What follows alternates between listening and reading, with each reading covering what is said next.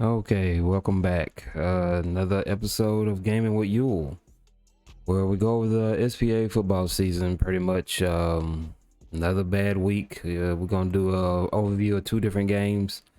I'm a little bit behind, so we're gonna go over the Carolina game and the San Francisco game that we had in the past couple weeks. So what can I say? I mean, it's another disappointment, man. We had to bench our quarterback this game, so he was already at the INT limit. So, in which that limit is 42 in the league that we play in.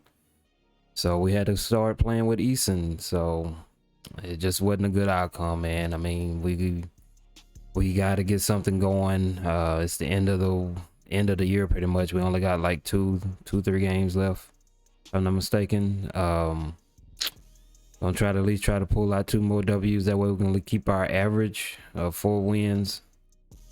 So maybe we can do it, maybe we can't. Let's go. We got a hard competition these last couple of weeks with if I'm not mistaken, we got Kansas City. I know we got the Rams again at the last game, and if I'm not mistaken, we have the Jets as well. So just a lot of good users we're going to have to go through to struggle to get this season wrapped up, but we're just going to go over some of the stats real quick. As you can see, we have first quarter was 6-6, second quarter was 7-0 in favor of Carolina, third quarter was 14-0 in favor of Carolina, and then we had 7-0 in favor of us. But you know, it was an exciting game. It was a fun game. A lot of turnovers.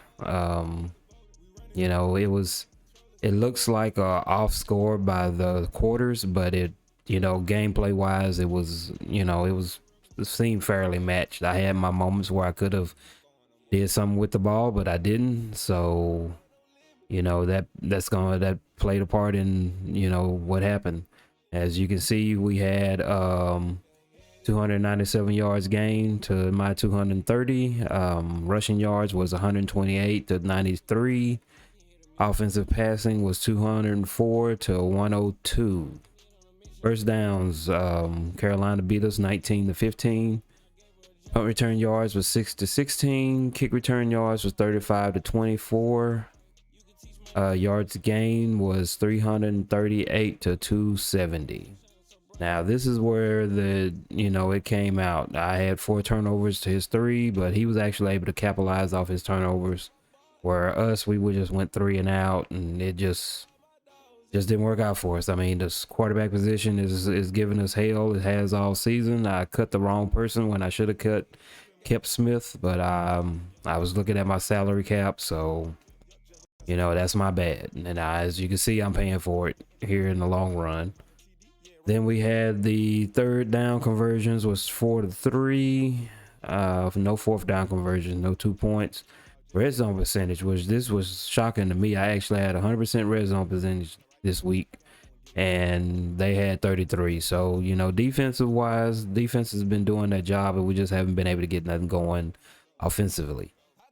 So we have of course, the red zone was 2-2. He had 33%. I had 100.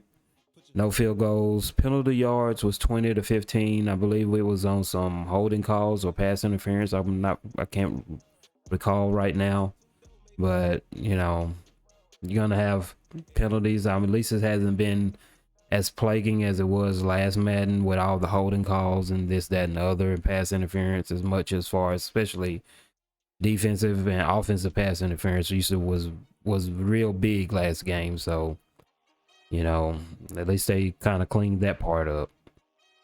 So let's go ahead and get into some player stats. We'll go ahead and start out with Carolina since they was the victor. We had Baker Mayfield with 128 quarterback rating, 226 yards, 2 touchdowns, 3 sacks. His longest was 25 yards. Completion percentage was 76. He completed 20 out of 26. So, you know, he did his job, what he was supposed to do. Kept a good flow in the game. Didn't make as many turnovers. Because as you can see, he had 0 INTs, so all those turnovers had to come off fumbles, if I'm not mistaken. So, you know, it was a good game. That's why I said the score, looking at the scoreboard, it didn't seem that way, but playing quarter per quarter, it was fun. You know, it was hard to tell who was overmatched and this, that, and the other, but I mean, he just made big plays when it counted, and that's what matters. So we looking at the rushing, we had Hubbard. He had 7 attempts for 50 yards. He was averaging 7.1. No touchdowns, no fumbles. Longest was 15. And then we had McCaffrey, my bad. 13 attempts, 45 yards. He was averaging 3.5. He had 1 touchdown. He had 1 fumble. He had 3 broken tackles. His longest was 11. So that was our main concern, because normally, you know, when we run up against this team, he runs all over us. I was surprised we was able to actually stop the run with the 4-3 cover 3 that we run, which is not, to me, it's not a good run defense. It's more of a pass blitz defense for short downs. But, you know, like I said, that's my personal opinion. You know, but as long as the defense kept him under wraps with 13 attempts and he only got 45 yards, I think they did real good, you know, as far as keeping him contained. Now, the passing game, on the other hand, that wasn't in our favor. As you can see here, we had the leading receiver for them was the tight end Trimble, and he had 10 receptions, 139 yards, 13.9 average. He got 1 touchdown. And he had longest was 25. So he did the do. He ate us up in the middle short when we wasn't looking, and then he wind up, you know, doing what little bit of running he did, and that pretty much got him over the hump. Ayaku, I guess that's how you pronounce that. He had 3 receptions for 36 yards, no touchdowns. Longest reception was 19. You had Perkins, former Texan, 1 reception, 19 yards. The longest was 19, had 1 touchdown. So I used to like using this fellow, especially short downs. He's fast. He's not the best in catching, but he's a good backup, good guy to have on your team. Then we had Richie. He had 2 receptions for 18 yards. Longest was 19, no touchdowns. Marshall Jr., he had 1 reception for 9 yards. Moore, he had 1 reception for 6, and that was pretty much it. So, like I said, he just capitalized, played the short game, did what he needed to do as far as converting on the running on short downs, and that led to a victory for him. And then we look at the defense. We had Thompson with 6 solo tackles, 4 assists for a total of 10, 1 tackle for loss, 1 sack. This guy was everywhere on the field and just stuffing us down. We had Jackson. He had 6 solo tackles, 3 assists for a total of 9. Horn had 3 solos, 5 assists for a total of 8. Barnes, he had 3 solos, 4 assists for a total of 7, 1 tackle for loss. Smith had 6 assists. Then we had Burns with 1 solo, 3 assists for a total of 4. Woods had 4 assists and 2 interceptions. Had 28 yards on these interceptions. Brown, he had 2 assists. Motos, he had 2 assists. Chen, he had 1 solo, 1 assist, and 1 INT for 25 yards. Martin had 2 assists. And Leonidas had 2 solos and 1 tackle for loss, 1 sack. Louvie, he had 1 assist. Taylor Jr. had 1 assist. Wilson had 1 assist. And that's the tail of the tape for the defense. Pretty much, you know, he just stopped the run as much as he possibly could. And he kept us on our toes on the passing, man. He started forcing us to throw the ball because we got behind, and we paid for it with Woods snagging 2, Chen snagging 1, and I believe that was it. So, you know, defense, like I said, it was a defensive game. Offense did good, but at the end of it all, it wound up being just a good defensive game between both teams. So let's go ahead and take a look at the Seahawks and see what we did on offense. We have Asen with 45.6 rating. Only got 119 yards, 1 touchdown, threw 3 interceptions. Longest was for 17 yards. He got sacked twice. His completion percentage was 33. He attempted 30 and he completed 20, which isn't that bad, but when you got the 3 turnovers falling in, I believe that's what brought it down as much. Because I mean, technically he only missed 10 passes, but you know, when you start throwing 3 INTs, 7 INTs, 5 INTs a game, I mean, it's not good for you. So we, like I said, we're struggling in that position. We're just gonna have to overcome the hump. Hopefully we can get something going in the draft. I have been scouting. Hopefully I can get the guy that I want, but we'll just have to see. I know normally first year draft quarterbacks, wide receivers, cornerbacks all come up gone as soon as possible, and then they start filling in the other spots. But like I said, hopefully we can do what we need to do, because I feel confident with the team is where they are as far as the wide receivers and the defensive backs and this, that, and the other. We could use a little bit more speed in the cornerback position, and we could use a few better linebackers that with actual block shedding, because we have speed at those positions in the linebacker position, but we don't have anybody really that can block shed and get past and play the pass. So I think that's hurting us in the long run as far as getting ate up by all these tight ends and whatnot. So going to the rushing, we had Walker. He walked away with 16 attempts, 120 yards. He was averaging 7.5, had 4 broken tackles, and his longest was 26 yards. So he had a good day. This rookie, he has been carrying pretty much the running game by himself all season. So I'm really interested to see what his final total will be.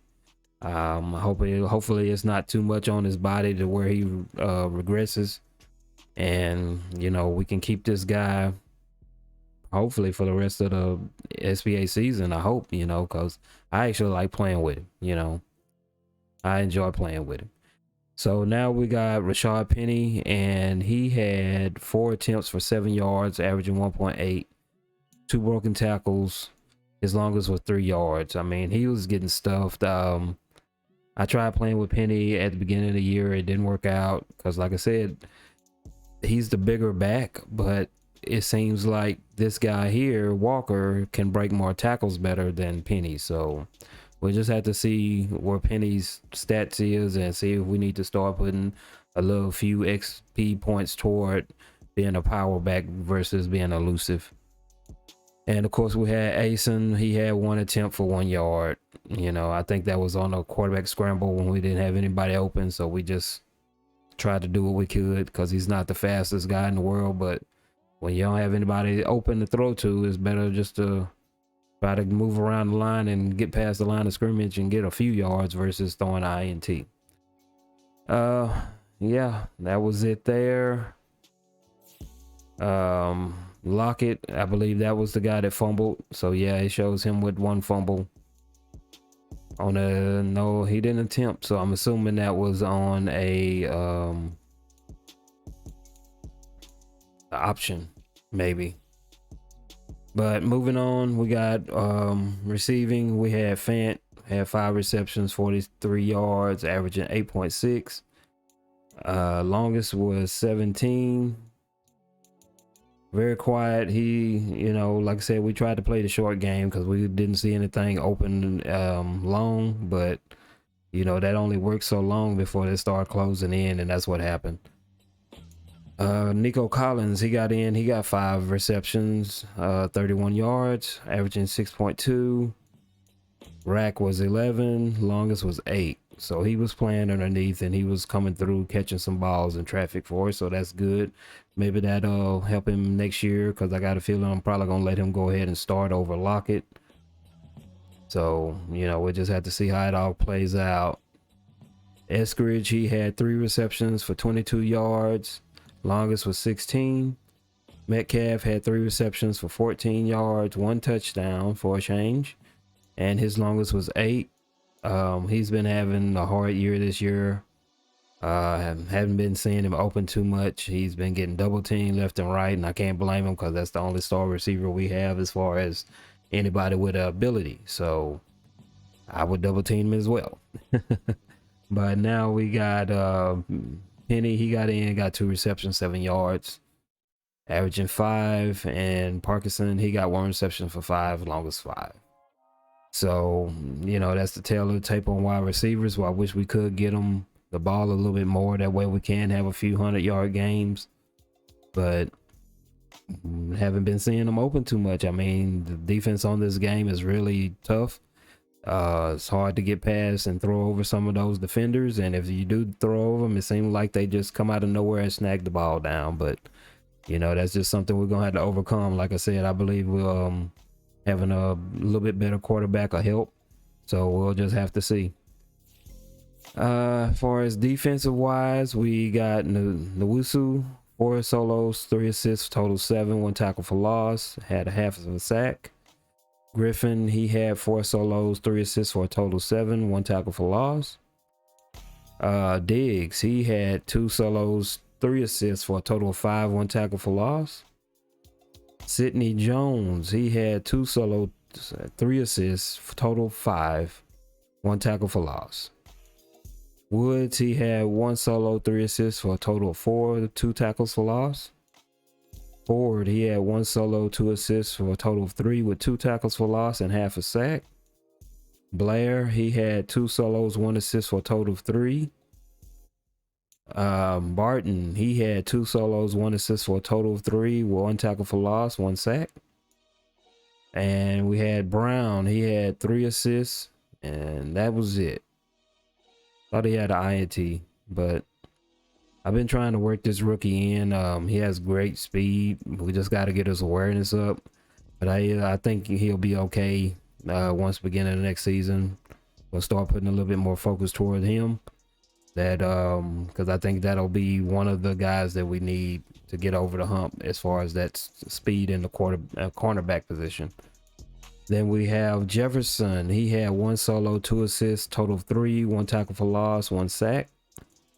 And Brooks, he was very quiet this week with 1 solo and 1 assist for a total of 2. Robinson, he was quiet as well. He had 2 assists. Adams had 2 solos. Neal was 1 and 1.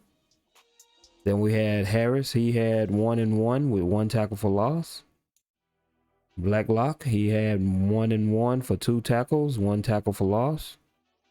Taylor, he had 1 assist, and Ryan had 1 assist.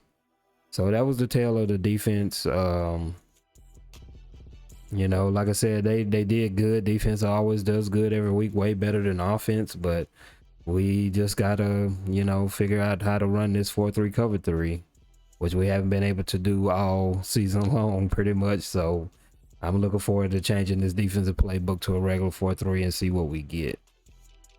So that's an overview of the Carolina game. Now we will go ahead and get into the San Francisco game, which it was wound up being the same thing. It was close game until it got to the end, and then all hell just started breaking loose as always. So we have San Francisco with 7 points the first quarter, 14 points the second quarter, 7 points the third, 17 the fourth, and then Seattle had 0 points first quarter, 3 the second, 10 the third, 7 the fourth. So like I said, both of these games, I mean, like, it looks like it was one way or one-sided, but you know, a lot of this stuff didn't come until we started turning over the ball late in the quarters and trying to make something happen when we should have just been playing conservative. So then, if I'm not mistaken, a lot of these scores came from defense on both sides of the ball. So we'll look at the stats here. We had 338 to 172 offensive yards gained. Offensive rushing was 124 to 29. Offensive passing was 214 to 143. First downs was 19 to 11. Punt return was 9 to 7. Kick return was 43. Total yards gain wound up being 347 to 222. Turnovers, and which, like I said, this was always a big factor every week. We had 5 turnovers for Seattle, 3 turnovers for San Francisco. Third down conversions was 4 to 2 in our favor. We actually was moving the ball, but like I said, we just couldn't get past the midfield point, man. Like, we'll get to the 40 and then we'll just collapse. So we're just, like I said, we're just gonna have to work on that, get some better play calling, find some actual plays that work for us that doesn't just get stopped all the time. So just gonna have to move some stuff around. Like I said, main focus now is just really getting ready for next season. So, you know, we're just seeing what works, seeing what doesn't work for us.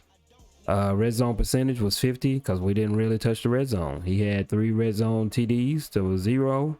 No field goals, no penalties this game, and we wind up time possession 26:05 to 21:55. Player stats, he was playing with a backup quarterback as well, and Purdy. He had a 109.1 quarterback rating, passed for 234 yards, got 2 touchdowns. He threw 3 INTs, but he was making stuff happen. Longest was 29 yards. His completion percentage was 80. He was 16 out of 20 attempts. So, yeah, not bad for a backup, in my opinion, especially a rookie backup, putting up 234 yards. That's great. Then we have the rushing. We had Price with 19 attempts for 105 yards, averaging 5.5, got 1 touchdown. Longest was 18. We had Mitchell. He had 3 touches, got 8 yards out of it, was averaging 2.7. And Purdy, he had to scramble 1 time for his life, so he got 6 yards. And Samuel, he got in, and I believe he tried to use wide receiver sweep and got 1 for 5. Moving on to receiving, we had Gray. We had 8 receptions, 119 yards. Averaging 14.9, got 1 touchdown. His longest was 21. Kittle, he had 2 receptions, 56 yards, averaging 28. Longest was 29. And Price, he had 2 receptions, 17 yards, 1 touchdown. Longest was 12. Samuels, he had 1 reception for 14 yards. And that was shocking. I was expecting to see him a little bit more, but hey, he did enough damage for what he needed to do. And then we had Warner with 1 reception, 12 yards. Mitchell, 1 reception for 8. And McLeod with 1 reception for 8. And moving over to his defense, we had Warner, 0 solos, but he was helping out and assisting, and he wound up with 9, 1 tackle for loss. We had Odom, 7 solos, 1 assist. Total of 8, 1 tackle for loss. We had Ward with 4 solos, 3 assists for a total of 7, 1 tackle for loss, and 2 INTs. Had 1 INT for 86 yards, and INT yards, my bad. So yeah, he ate us up at the end. And then we had Kinlaw. He had 3 solos, 3 assists, total 6, 3 tackles for loss, 1 sack. Henderson had 2 solos, 3 assists for a total 5, 1 tackle for loss. Bosa, he was somewhat quiet, but at least we kept him from getting a whole bunch of sacks, so we made him work for it. But he had 3 solos, 1 assist for a total 4, 1 sack. Greenlaw, and this guy here was everywhere. He gave me trouble on defense. He walked away with 1 solo, 3 assists for a total 4, 1 tackle for loss, and 2 INTs. Had a 45-yard average on the INTs. Armstead had 2 solos, 1 assist, total of 3, 2 tackles for loss, and 1 sack. So, like I said, it was a good defensive game, man. They came to play. They was playing the short ball just the way they needed to, and pretty much killing our running game. So it wasn't too much that we could do against this San Francisco team. We have Burks. He had 3 assists, 1 INT. Jackson had 3 assists and he had 2 tackles for loss on those assists and then we had Mosley 1 and 1. Verrett 1 and 1. Ward had 2 assists. Moore had 1 assist, and Al Shearer had 1 assist, and Thomas had 1 assist. So yeah, like I said, it was just a defensive game, man. He just hemmed us up and kept us there the whole game. So let's get off into the Seattle stats. We wind up having a quarterback rating for Eason at 50.1. Once again, like I said, we can't get no high quarterback ratings with this guy, so I don't know what we're gonna have to do. You know, we're just gonna have to play the season out. Hopefully it won't diminish his stats too much. I would love to keep this guy on as my second string, because as you can see, he's putting up second string numbers in case a quarterback comes injured, but he's not a starter. Yeah, so he had 169 yards, 5 INTs, no touchdowns, got sacked 3 times. Completion percentage went up a little bit this week. He had 75% completion percentage, but it was 21 out of 28. So we closed the gap up a little bit versus the 10, but you know, those 5 INTs right there, that's what hurt us as always. So like I said, we're just gonna have to figure out what we're gonna do, you know. So let's go ahead to the rushing. Quiet day for both running backs, which is always quiet for Penny, but Walker, he really had a quiet day. He had 11 attempts and he only got 16 yards. He was averaging 1.5 a yard, had 1 broken tackle, no fumbles at least. So yeah, he stuffed it down our throat, man. We could not get the running game going for anything. And that's normally has been our bread and butter this year, really, to keep us afloat of what few points we have been getting. But you know, he just came in and keyed in on him and kept him there.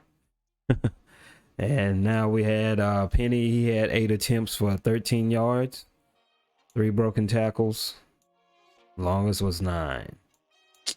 So yeah, it was a bad day in Seattle running back position. Just couldn't get nothing going.